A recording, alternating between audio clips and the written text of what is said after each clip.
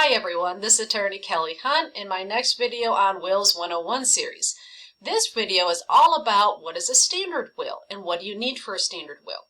The requirements I'm about to tell you are specific to the state of Oklahoma. If you are in another state or move from a state to Oklahoma, I highly recommend getting with local counsel to make sure that what you're doing complies with the laws of where you are at.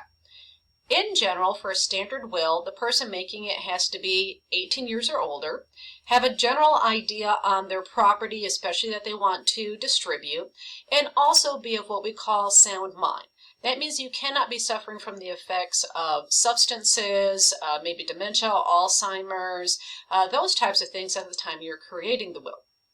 A standard will honestly can be handwritten, it can be typewritten, it can be in a little bit of both forms, but anything other than completely in the person's handwriting, which I'll go into in my holographic will video, has to be at a minimum signed, dated by the person making the will.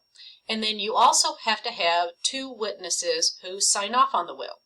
And the witnesses have to be able to tell either a court or by way of an affidavit that at the time the individual made the will, they told the witnesses that it was their will, the person was over the age of 18, the person knew what they were doing, and the person was of sound mind. So if your basic standard will, that's all that's needed. 18, know what you're doing, tell two other people what you're doing, and then everybody sign and date.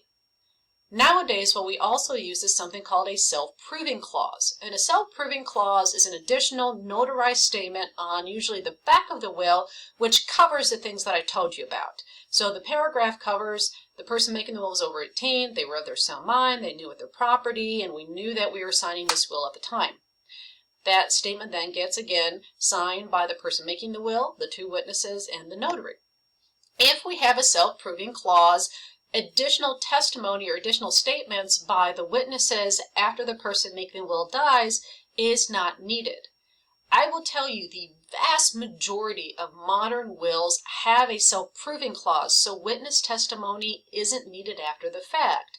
I think in the last decade I've seen maybe 2 modern wills that don't have those clauses. Outside of that, your much older ones, and I'm talking ones that might be 15, 20, 30 years old, sometimes they don't have that. Sometimes we can't find witnesses, but we do have other ways of working that out, so as long as we have the original will, we can still get it admitted to probate. But that is what a standard will is, and that's what the requirements for a standard will are. Other videos in this series are going to cover things like a holographic will, a pour-over will, and wills that create testamentary trusts. But this is the first one, and this is your standard.